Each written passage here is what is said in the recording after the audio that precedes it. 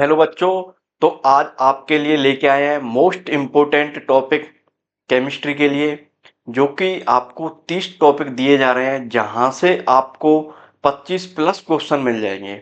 ये कॉन्सेप्ट आपको बिल्कुल क्लियर करने हैं और इस कॉन्सेप्ट बेस्ड जो क्वेश्चन हैं जो अब तक पूछे गए हैं वो सारे आपको क्या करना है, एक बार सॉल्व करना है। फिर आपको ये देखना है कि मेरी गलती कहाँ रह रही है, इनमें उनको आपको सुधारना है। ये वो टॉपिक हैं जो आपके रिपीट होते हैं। 10 साल का एनालिसिस किया गया है कि ये इसी कॉन्सेप्ट पे बेस थोड़ी सी वैल्यू चेंज करके क्वेश्चन पूछे जाते हैं। और जो अभी आपका लास्ट एग्जाम 3 मई को हुआ है वो क्वेश्चन भी यहाँ आपको बताए गए हैं कि कैसे पूछे गए हैं इन्हीं टॉपिकों से। और आगे आपको जो 21 जून को एग्जाम होने जा रहा है वो भी बताया गया है वहां पे कि क्वेश्चन कैसे पूछे जाएंगे। तो ये आपके वो टॉपिक हैं जो हमेशा पूछे जाते हैं और जो इनमें बहुत सारी चीज समझाई जाएगी आपको कि जो आप गलती करते हैं। जैसे करके आपको हाइब्रिडाइजेशन दे रखा है तो आप वहां जल्दबाजी के चक्कर में लोन पेयर को काउंट नहीं करते हैं। तो ऐसे करके प्रत्येक टॉपिक में कहाँ गलती होती है और प्रत्येक टॉपिक की ट्रिक बताई गई है और क्वेश्चन किस तरीके से पूछा जा सकता है। तो वीडियो को आप लास्ट तक देखें और आपकी सारी चीज क्लियर हो जाएगी। और वन बाय वन करके सारे टॉपिक आपको समझाए गए हैं और यहाँ से 25 प्लस क्वेश्चन बन जाएंगे आपके 45 क्वेश्चन में से। ठीक है ना दोस्तों, अपन आगे बढ़ते हैं। ये देखो, ये आपके वो टॉपिक हैं। हाइब्रिडाइजेशन हुआ, वेस्पर शेप हुई, एमओटी हुआ, हेजांस रूल हुआ, इनर आउटर हुआ, ये आपका कोऑर्डिनेशन का है। ये आपके पूरे केमिस्ट्री के टॉपिक हैं, वहां से सेलेक्टेड मोस्ट टॉपिक हैं। ठीक है ना दोस्तों, एक एक करके मैं आपको समझा देता हूँ। जैसे करके हाइब्रिडाइजेशन है, ये आपका मोस्ट इंपोर्टेंट टॉपिक है। यहां से हर साल क्वेश्चन पूछा जाता है और इस बार भी आपसे पूछा गया है। इसका जीओसी में नोमेनक्लेचर भी पूछा जाता है, एसपी हाइब्रिडाइजेशन होगा या एसपी2 होगा। तो आप बच्चे क्या गलती करते हैं, जैसे करके क्वेश्चन आपको सेफ से पूछा जा सकता है, हाइब्रिडाइजेशन से पूछा जा सकता है। ठीक है ना। जैसे आपको एग्जाम्पल दे रखा है NH3। NH3 कैसे होता है, NH3 आपका ऐसे करके होता है। ये आपके एच जुड़े होते हैं, ये आपके एच जुड़े होते हैं, ये इसका क्या होता है, लोन पेयर। आपको इसमें हाइब्रिडाइजेशन बताना होता है। बच्चे जल्दबाजी में क्या करते हैं, इन 3 सिग्मा बॉन्ड को काउंट कर लेते हैं, लोन पेयर को भूल जाते हैं। तो इसका हाइब्रिडाइजेशन बता देते हैं sp2। क्या बता देते हैं, sp2। और इसका sp2 हाइब्रिडाइजेशन ना होके इसका हाइब्रिडाइजेशन क्या होता है, sp3। तो आपको बिल्कुल जल्दबाजी नहीं करनी है, बिल्कुल आसानी से क्वेश्चन अटेंड करना है। ठीक है ना दोस्तों। और आपको इसके लिए क्या ध्यान रखना है, आपको ट्रिक क्या ध्यान रखनी है, आपको स्टेरिक नंबर काउंट करना आना चाहिए, sigma bond plus lone pair. ठीक है ना दोस्तों, वही उसका क्या होता है, हाइब्रिडाइजेशन। मिस्टेक कहाँ होती है आपकी, आप लोन पेयर काउंट करना भूल जाते हो। ठीक है ना दोस्तों, ये आपको बिल्कुल ध्यान रखना है, ये आपका मोस्ट इंपोर्टेंट टॉपिक है जहां से क्वेश्चन पूछा ही जाता है। अपन आगे बढ़ते हैं। ये आपका बेस पर शेप, आपको क्या है, क्वेश्चन कैसे पूछा जा सकता है, जैसे NH3 की शेप पूछ सकता है और एक ज्योमेट्री होती है, ये दोनों चीज अलग अलग होती हैं। ठीक है ना। तो बच्चे क्या करते हैं, ज्योमेट्री पूछी होती है तो आप शेप बता देते हो, शेप पूछी होती है तो ज्योमेट्री बता देते हैं। और उसमें पहला ऑप्शन गलत दे रखा होता है, जो आपको सही लगता है तो आप जल्दबाजी के चक्कर में पहला ऑप्शन टिक कर देते हैं जो आपको गलत की तरफ ले जाता है। आपको एक बॉन्ड एंगल पूछा जाता है, बॉन्ड एंगल में आपको रिपल्सन का ध्यान रखना होता है। जैसे जितना ज्यादा रिपल्सन होगा बॉन्ड एंगल उतना ही बढ़ेगा, एस कैरेक्टर बढ़ाएंगे तो बॉन्ड एंगल बढ़ेगा। ठीक है ना। जैसे आपको H2O दे रखा है, H2O आपका ये दे रखा है, क्या दे रखा है, H2O। H2O की स्ट्रक्चर कैसे होती है, ये आप क्या करते हैं, H2O की स्ट्रक्चर बना देते हैं ऐसे करके, लोन पेयर बना देते हैं, बट ये लोन पेयर ऐसे करके दे रखे होते हैं तो इनमें रिपल्सन होता है, रिपल्सन होने की वजह से इनका बॉन्ड एंगल कम हो जाता है, नीचे का ये वाला। इसकी शेप कैसे होती है, इसकी शेप होती है बेंट शेप। आपको ट्रिक क्या ध्यान रखनी है, जो लोन पेयर है वो रिपल्सन क्या ज्यादा करता है, ये वाला ज्यादा करेगा। ठीक है ना दोस्तों। और मिस्टेक क्या होती है, जैसे करके आपको जियोमेट्री दे रखी है और आप शेप मान लेना, ये आपको ध्यान रखना है कि आपको शेप कब पूछा है और जियोमेट्री कब पूछा है। ये आपका उसी का केमिकल बॉन्डिंग का टॉपिक है। आगे बढ़ते हैं। ये आपका केमिकल बॉन्डिंग का ही है, एमओटी और बॉन्ड ऑर्डर, ये सबसे ज्यादा पूछे जाने वाला टॉपिक है। यहां से रिपीट होता है क्वेश्चन। आपको क्या पूछा होता है, आपको पूछा होता है क्वेश्चन में पैरामैग्नेटिक या डायामैग्नेटिक। उसमें भी आपको ध्यान रखना होता है। जैसे O2 है, O2 क्या होता है, पैरामैग्नेटिक, बट आपको क्या फील आता है, O2 क्या होगा, डायामैग्नेटिक। ऐसा नहीं होता है। आप MOT वाला डायग्राम बनाएंगे, 2p वाले में इसके अनपेयर्ड इलेक्ट्रॉन होते हैं, इस वजह से ये क्या होता है, पैरामैग्नेटिक होता है। आपको बॉन्ड ऑर्डर निकालना आना चाहिए। बॉन्ड ऑर्डर कैसे निकालते हैं, नॉन बॉन्डिंग माइनस, जैसे करके bonding minus anti bonding upon 2, इससे क्या निकाल सकते हैं अपन, बॉन्ड निकाल सकते हैं, ठीक है ना। और आपको क्या ध्यान रखना है, अनपेयर्ड इलेक्ट्रॉन को देखना है कि अनपेयर्ड इलेक्ट्रॉन कितने दे रखे हैं, ठीक है ना। मिस्टेक बच्चे कहाँ करते हैं, जो इलेक्ट्रॉनिक कॉन्फ़िगरेशन है वहां आप मिस्टेक करते हैं कि जो p ऑर्बिटल है और s ऑर्बिटल की उसकी मिक्सिंग होगी या नहीं होगी। अगर 14 ऑर्बिटल से ज्यादा है तो वहां मिक्सिंग नहीं होगी। अगर 14 ऑर्बिटल नहीं बच्चों, इलेक्ट्रॉन, 14 इलेक्ट्रॉन से ज्यादा इलेक्ट्रॉन है तो वहां जो मिक्सिंग नहीं होगी, और 14 इलेक्ट्रॉन से कम है तो वहां मिक्सिंग हो जाती है। आपको एक चीज ध्यान रखनी है, मैं बता देता हूं आपको, 10, 11, 12, 13, 14, 15, 16, 17, 18, ये आपको इलेक्ट्रॉन गिनना आना चाहिए। अगर जिसके 14 इलेक्ट्रॉन है उसका बॉन्ड ऑर्डर कितना आता है, 3। इधर आप घटाते जाओगे, इधर भी घटाते जाओगे, इसका बॉन्ड ऑर्डर कितना आएगा, 2.5, इसका 2 आएगा, इसका 1.5 आएगा, इसका 1 आएगा। जिसके भी 18 इलेक्ट्रॉन उसका बॉन्ड ऑर्डर कितना आ जाएगा, 1। ऐसे ही करके यहाँ 1 आएगा, यहाँ 1.5 आएगा, यहाँ 2 आएगा, यहाँ 2.5 आएगा। ये आपकी एक बेस्ट ट्रिक है MOT के लिए। जैसे करके आप ऑक्सीजन के लिए निकालेंगे, ऑक्सीजन के लिए कितने इलेक्ट्रॉन होंगे, 16। आप 16 पे देख सकते हैं इसका बॉन्ड ऑर्डर कितना होता है, 2। अगर O2 2 नेगेटिव है तो इसके इलेक्ट्रॉन कितने हो जाएंगे, 17। 17 हो जाएंगे तो इसका बॉन्ड ऑर्डर कितना हो जाएगा, 1 पॉइंट। इसे आप आसानी से कर सकते हैं, ठीक है ना। ये बेस्ट रिपीट क्वेश्चन है, आपको Cl2 का भी पूछ सकता है, Cl2 नेगेटिव का पूछ सकता है, ये सारी चीज आप आसानी से बता सकते हो। अपन आगे बढ़ते हैं।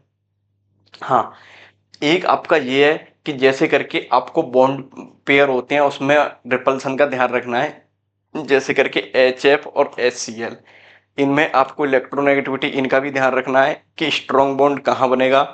और बच्चे मिस्टेक क्या करते हैं, यहाँ डाइपोल मूवमेंट कंसीडर कर लेते हैं, बट ऐसा कुछ नहीं होता है। जैसे करके जहां लोन पेयर होंगे तो वहां रिपल्सन बॉन्ड पेयर की बजाय ज्यादा होता है, ठीक है ना दोस्तों। अपन आगे बढ़ते हैं।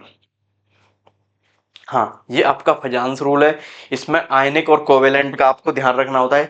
फजांस रूल से बहुत बार क्वेश्चन पूछे गए हैं, इसको भी आप एक बार अच्छे से देख लेंगे, और देखने के बाद में इसके आप 5 से 6 क्वेश्चन ट्राई कर लेंगे। और मिस्टेक आपको ये ध्यान रखनी है, आपको चार्ज को इग्नोर नहीं करना है, ठीक है ना दोस्तों। जो कैटायन वाला चार्ज होता है उसको आपको क्या नहीं करना है, इग्नोर नहीं करना है। इसके 2 से 3 क्वेश्चन कर लेंगे तो नेक्स्ट 21 जून को एग्जाम होने वाला है, उसमें अगर इससे क्वेश्चन पूछा जाता है तो आप अच्छे से अटेंड कर सकते हो। अपन आगे बढ़ते हैं। हाँ, ये आपका कोऑर्डिनेशन का है। कोऑर्डिनेशन आपके लिए 4 से 5 क्वेश्चन पूछता है, और वो सबसे ज्यादा आइसोमेरिज्म से पूछता है और नोमेनक्लेचर से पूछता है, तो ये आपके लिए इंपॉर्टेंट हो जाता है। तो इंपॉर्टेंट में भी आपको मैं इंपॉर्टेंट बता रहा हूँ कि कॉम्प्लेक्स की आपको नेमिंग करना आना चाहिए। और जैसे करके इसके लिए आपको क्या ध्यान रखना है, ट्रिक लिगेंड को आपको पहले लिखना होता है। लिगेंड को क्या करना होता है, पहले लिखना होता है। और सबसे ज्यादा 90% बच्चों की गलती यही होती है, यहां तक कि टॉपर बच्चा भी गलती कर देता है कि ऑक्सीडेशन नंबर होता है उसको गलत काउंट कर लेता है, तो उसका नोमेनक्लेचर गलत आ जाता है। जैसे Fe, इसकी ऑक्सीडेशन थर्ड आनी है, इसकी सेकंड निकाल ली, तो आपका ऑप्शन गलत टिक करोगे तो आपका क्वेश्चन गलत हो जाएगा। ये 90% गलती करते हैं, इस गलती से आपको बचना होता है, ठीक है ना दोस्तों। ये कोऑर्डिनेशन की बात रही। अपन आगे बढ़ते हैं। हाँ, कोऑर्डिनेशन में आपको एक कंडीशन ये ध्यान रखनी होती है, सिस और ट्रांस वाली। सिस और ट्रांस वाली कैसे होती है, जैसे आपको पीटी दे रखा है, इसके साथ में ये Cl जुड़ा हुआ है, ये Cl जुड़ा हुआ है, ये NH3 जुड़ा हुआ है, ये आपका NH3 जुड़ा हुआ है। तो ये आपकी कौन सी कंडीशन बनती है, सिस वाली बनती है। और इसके अपोजिट लिखेंगे,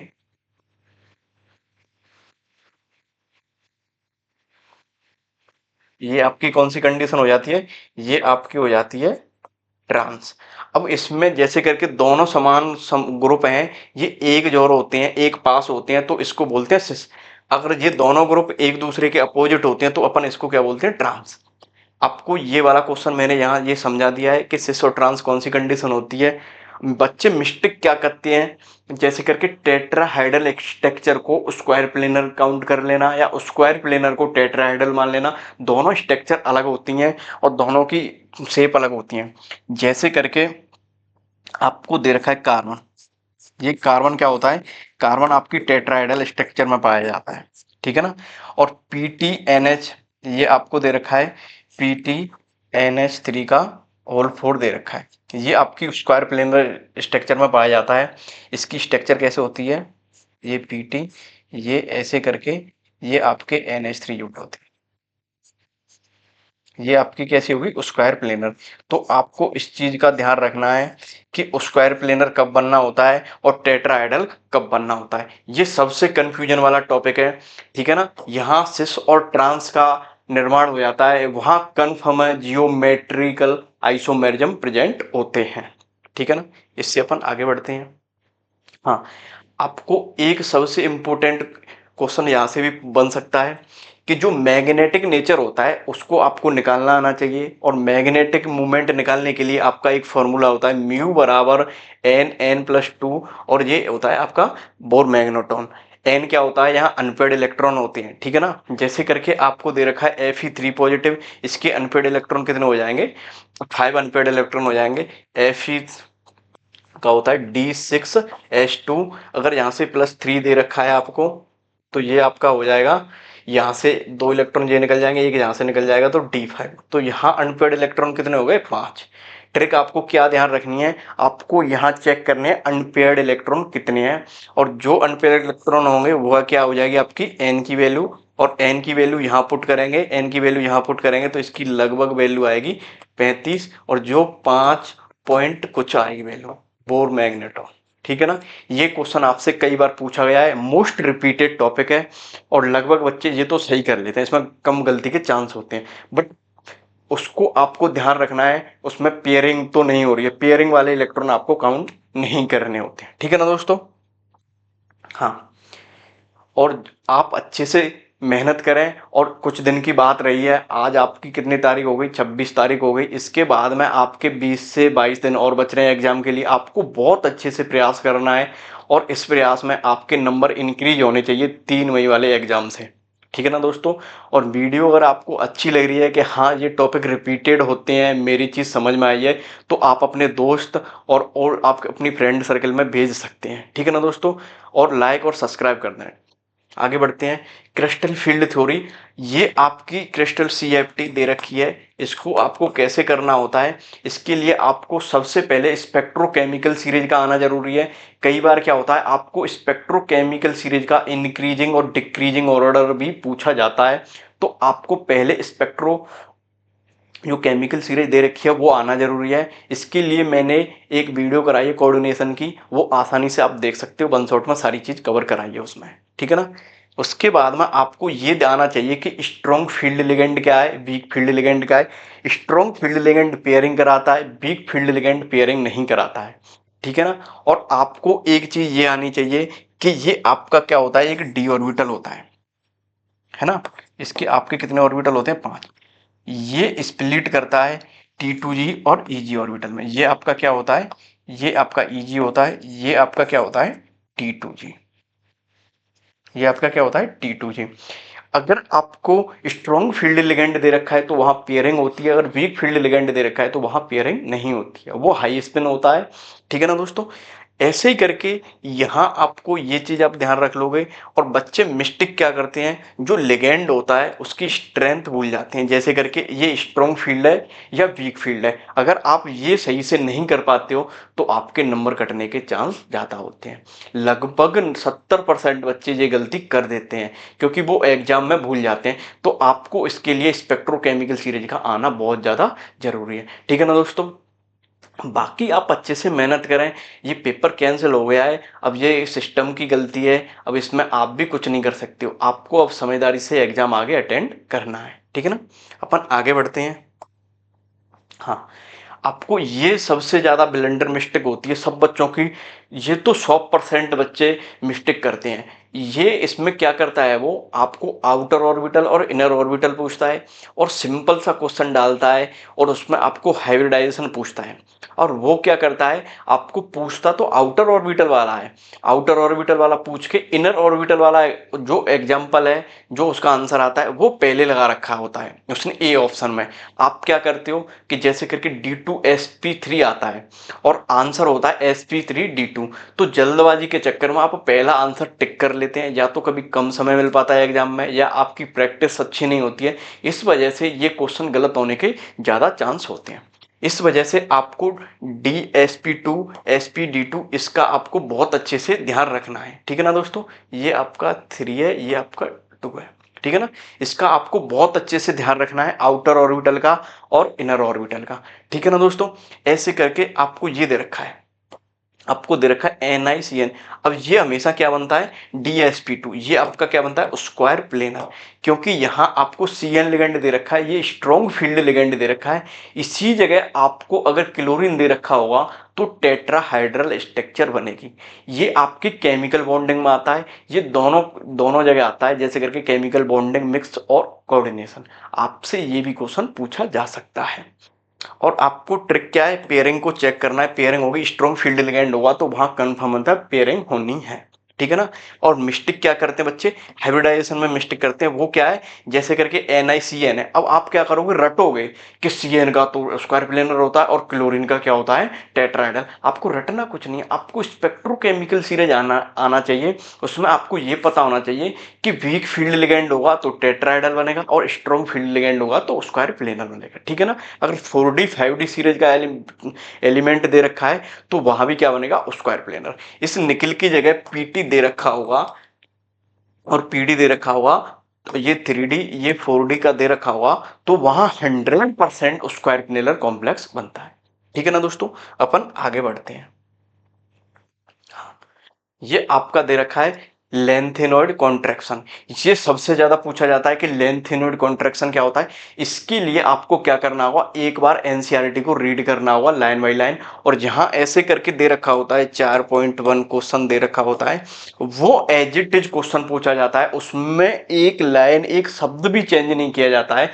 अब की बार NCERT से line to line as it is 5 से 6 क्वेश्चन केमिस्ट्री के थे, वो आपने देखे भी होंगे उसके बाद में, एग्जाम होने के बाद में। तो आपको क्या करना है, ये लेंथेनॉइड कॉन्ट्रैक्शन वाले में क्या करता है, वो आपको NCERT से पूछता है, और उसमें एफ लॉग में आपको क्या करना है, लेंथेनॉइड्स रेडी और एक्टिनॉइड्स रेडी में आपको उनका इलेक्ट्रॉनिक कॉन्फ़िगरेशन आना चाहिए, उसके अलावा उसकी ऑक्सीडेशन स्टेट आनी चाहिए, और उसमें आपको हाफ फील्ड फुल फील्ड ये चीज आनी चाहिए कि कौन ज्यादा स्टेबल होता है, ठीक है ना, +4 में कौन, और फिर आपको रिडक्शन ऑक्सीडेशन ये प्रॉपर्टीज आनी चाहिए, किसका रिडक्शन होता है किसका ऑक्सीडेशन होता है, ठीक है ना दोस्तों। और जेड जो जिरकोनियम और हाफनियम ये दे रखे हैं, ये दोनों इनकी प्रॉपर्टी क्या होती है, सेम होती है। आपको पुअर शील्डिंग इफेक्ट ध्यान रखना है, पुअर शील्डिंग इफेक्ट लगता है अगर अपन लेफ्ट से राइट की तरफ जाते हैं तो साइज कम होता है, बेसिसिटी भी कम होती है। ये अपन किसकी बात कर रहे हैं, एफ लोग में, लेफ्ट से राइट जाने पर, ठीक है ना। और जो बच्चे मिस्टेक क्या करते हैं, साइज का ट्रेंड क्या कर देते हैं अपन, उल्टा कर देते हैं, ठीक है ना दोस्तों। तो आपको साइज क्या करना है, लेफ्ट से अपन राइट की तरफ जाते हैं तो साइज क्या होता है, कम होता है, और आपको ऑक्सीडेशन स्टेट ध्यान रखनी है, बस यहीं से क्वेश्चन पूछा जाता है।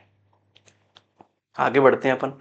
ये आपकी ऑक्सीडेशन स्टेट दे रखी है, आपको जो मैग्नीज है उसकी कितनी मैक्सिमम ऑक्सीडेशन स्टेट हो सकती है, 7 हो सकती है।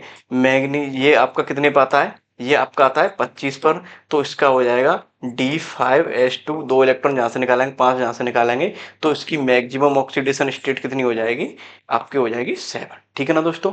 ट्रिक क्या ध्यान रखनी है, आपको D इलेक्ट्रॉन काउंट करना आना चाहिए। और मिस्टेक क्या करते हैं बच्चे, जो एक्सेप्शन भूल जाते हैं, जैसे करके क्रोमियम वाले केस में क्या बनेगा और उसमें कॉपर वाले केस में क्या बनेगा, ठीक है ना दोस्तों। तो आपको ये वाली चीज आपको नहीं भूलनी है, ये एक्सेप्शन वाले 2 केस हैं, क्रोमियम वाला और कॉपर वाला, ये आपको अलग से ध्यान रखने हैं कि इनका इलेक्ट्रॉनिक विन्यास कैसे होता है। अपन आगे बढ़ते हैं। इसके अलावा आपको ये वाले 2 टॉपिक हैं, ये आप ऐसे बोल सकते हो ये आपके 5 स्टार टॉपिक हैं डी एंड एफ ब्लॉक के।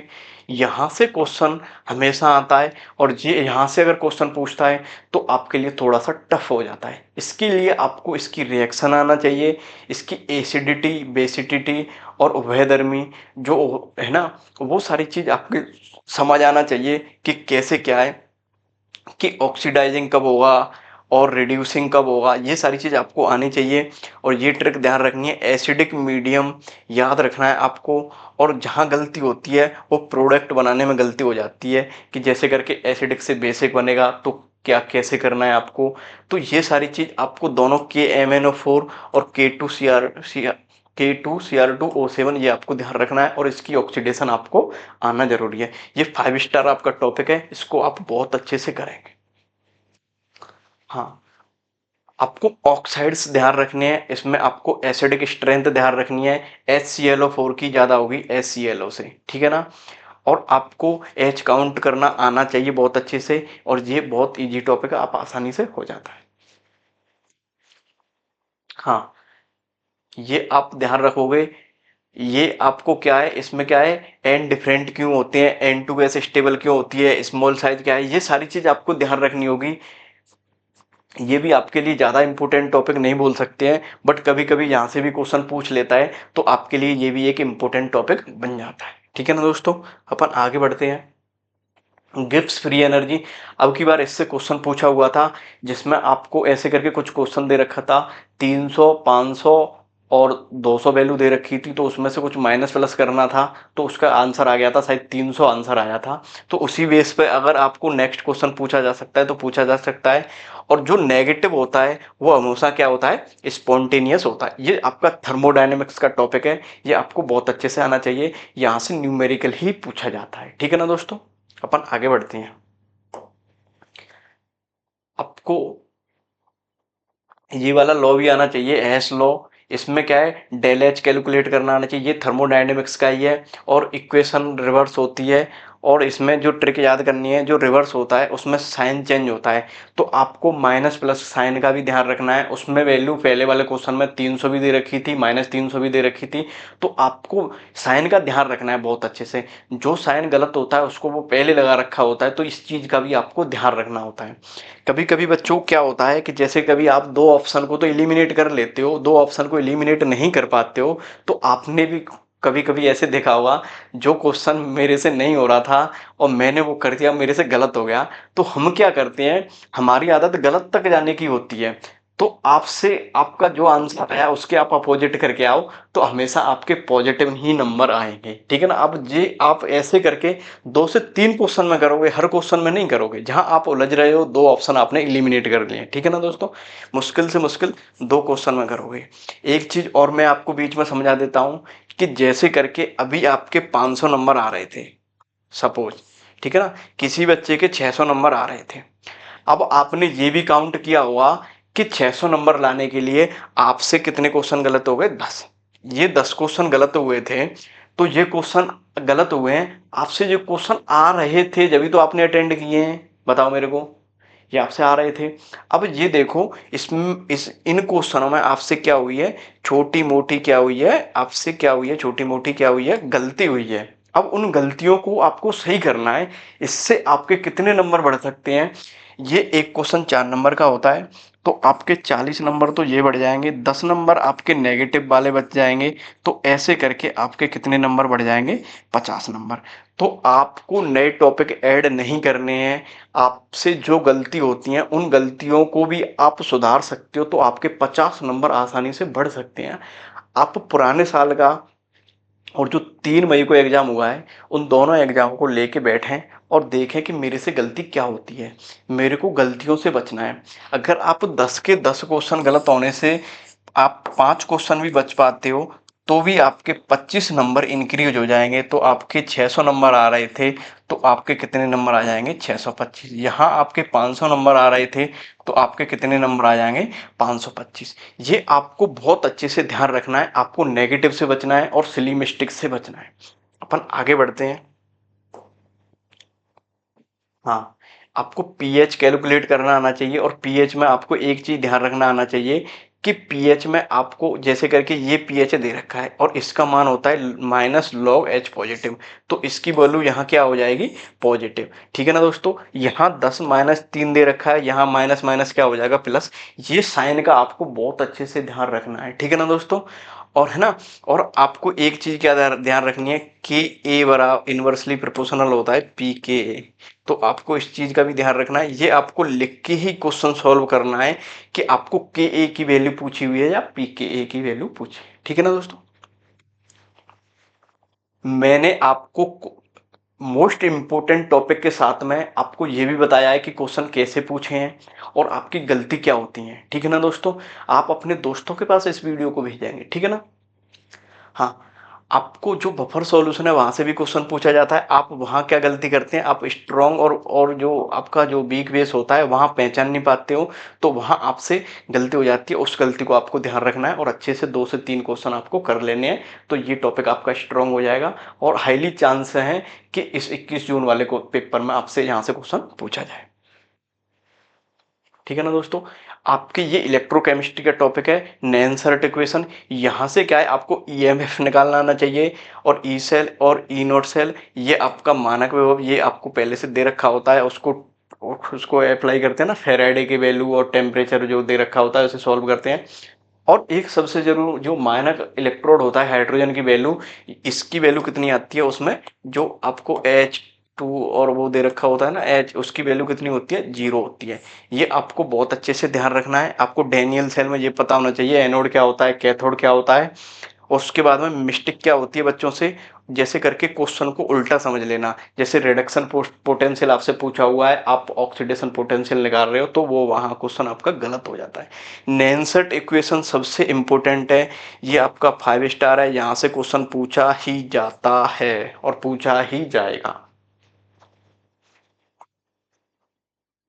ये भी उसी का चैप्टर है, ये भी थोड़ा सा आप यहाँ से इसे देख सकते हो तो देख सकते हो, बट नहीं, वो नैनसेट इक्वेशन है, वहीं से क्वेश्चन पूछा जाता है और इस बार भी पूछा गया था। आपको न्यूमेरिकल करना आना चाहिए। हाँ, आपको ये केमिकल काइनेटिक्स का है। केमिकल काइनेटिक्स में आपको हाफ लाइफ निकालना आना चाहिए। टी हाफ बराबर ये वैल्यू दे रखी होती है फर्स्ट ऑर्डर रिएक्शन। इस बार उसने ग्राफ पूछा हुआ था कि ये फर्स्ट ऑर्डर रिएक्शन होगी या ये फर्स्ट ऑर्डर रिएक्शन होगी, ऐसे करके आपको ग्राफ बनाना भी आना चाहिए और ये भी पता होना चाहिए ये फर्स्ट ऑर्डर। आपको ग्राफ बना के ऑर्डर भी पूछ सकता है और ऑर्डर देख के ग्राफ भी पूछ सकता है, कैसे भी क्वेश्चन पूछ सकता है, या आपको थोड़ी सी वैल्यू दे के आपको हाफ लाइफ भी पूछ सकता है, ठीक है ना दोस्तों। ये आपका केमिकल काइनेटिक्स है, मोस्ट इंपोर्टेंट टॉपिक है half life. First order, second order, zero order ये आपको आना चाहिए। हाँ, ये आपकी ऑर्गेनिक केमिस्ट्री है। ऑर्गेनिक केमिस्ट्री का मैंने वन शॉट करा दिया है, उसकी लिंक आपको मिल जाएगी, और पीवाईक्यू भी कवर करा दिए हैं और वहाँ इंपॉर्टेंट क्वेश्चन भी मैंने सॉल्व कराए हैं कि कैसे पूछा जाएगा। उसमें से एक टॉपिक है रेजोनेंस। रेजोनेंस में आपको स्टेबल कंपाउंड पहचानना आना चाहिए। बेंजीन स्टेबल होती है, मोर रेजोनेंस स्टेबल होता है। और आपको जो मिस्टेक होती है उसमें आप एटम को क्या कर लेते हो, मूव करना। एटम को आप क्या कर देते हो, जैसे करके क्लोरीन दे रखा है तो क्लोरीन को मूव नहीं करना है, उसमें ओनली इलेक्ट्रॉन मूव होते हैं, तो इस चीज का आपको ध्यान रखना है। रेजोनेंस मोस्ट इंपोर्टेंट टॉपिक है जीओसी का। इसके बाद कार्बोकैटायन सबसे ज्यादा मोस्ट टॉपिक है उसके लिए, जीओसी के लिए। यहाँ से क्वेश्चन स्टेबिलिटी से पूछता है, ये एक रिएक्शन इंटरमीडिएट का टॉपिक है और इसमें आपको पहचान आना चाहिए 3 डिग्री, 2 डिग्री, फर्स्ट डिग्री, ये आपकी स्टेबिलिटी का ऑर्डर है कार्बोकैटायन की। और हाइपर कॉन्जुगेशन का आपको ध्यान रखना है और रेजोनेंस आपको इग्नोर नहीं करना है। रेजोनेंस का देखते हुए 3 डिग्री, 2 डिग्री, 1 डिग्री आप डिसाइड करोगे। और सबसे ज़्यादा स्टेबल 3 डिग्री होता है, उसके बाद 2 डिग्री होता है, उसके बाद में 1 डिग्री होता है, ठीक है ना। कार्बोकैटायन की स्टेबिलिटी हमेशा पूछी जाती है, वहाँ आपको हाइपर कॉन्जुगेशन, रेजोनेंस, ये सारी कंडीशन लगाना आना चाहिए। सबसे पहले अपन रेजोनेंस देखते हैं, उसके बाद हाइपर कॉन्जुगेशन देखते हैं, जब जाके अपन इंडक्टिव इफेक्ट देखते हैं, ठीक है ना दोस्तों। तो सबसे इंपॉर्टेंट टॉपिक हो जाता है आपके लिए कार्बोकैटायन। कार्बोकैटायन को आपको बहुत अच्छे से करना है। इसके बाद में आपको ओजोनोलाइसिस है, इसको आप थोड़ा सा ध्यान रख सकते हो। जैसे करके एल्किन होती है उसको कैसे ब्रेक करते हैं, जैसे करके एल्किन ब्रेक हो जाती है तो दोनों तरफ ऑक्सीजन जुड़ जाते हैं, डबल बॉन्ड कट हो जाता है और कार्बन काउंट गलत कर लेते हैं, तो ये इस कार्बन काउंट गलत को आपको ध्यान रखना है। तो ये आपको ओजोनोलाइसिस आपको बहुत अच्छे से आना जरूरी है। इसके बाद में कुछ टॉपिक हैं, जैसे मार्कोनिकॉफ रूल है, उसको आपको ध्यान रखना है कि मेजर प्रोडक्ट क्या कहाँ बनेगा, हेलोजन समूह को कहाँ जोड़ना है, हाइड्रोजन को कहाँ जोड़ना है, उसको आप बहुत अच्छे से ध्यान रख के जाओगे। आप एक कंडीशन ध्यान रख सकते हो मार्कोनिकॉफ, उसके एंटी मार्कोनिकॉफ को ध्यान नहीं रखोगे। जो मार्कोनिकॉफ आपको याद है उसके अपोजिट क्या हो जाएगा, एंटी मार्कोनिकॉफ। मोस्ट बच्चे 90% क्या करते हैं, दोनों नियमों को याद करते हैं, मार्कोनिकॉफ को भी और एंटी मार्कोनी। जब एग्जाम में क्वेश्चन आता है तो फिर भी कंफ्यूज होते हैं कि कौन से वाले को लगाना है। तो आप इससे अच्छा ये है कि एक को याद कर लो, एक को उसके अपोजिट ध्यान रख लो, ठीक है ना दोस्तों। ये वाली कंडीशन आपको ध्यान रखनी है। हाँ, एल्डोल कंडेंसेशन आपकी ये मोस्ट इंपोर्टेंट रिएक्शन है। इसको आप बहुत अच्छे से ध्यान रखना है कि इसमें आपको एल्डिहाइड दे रखा होता है और इसमें अल्फा हाइड्रोजन की रिक्वायर्ड होती है। और मिस्टेक आप क्या करते हैं, अल्फा हाइड्रोजन को चेक नहीं करते हैं कि इसमें अल्फा हाइड्रोजन दे रखे हैं या नहीं दे रखे, जो रिएक्शन दे रखी होती है।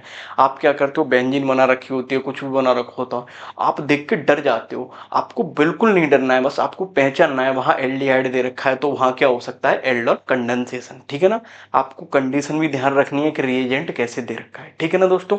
अपन आगे बढ़ते हैं।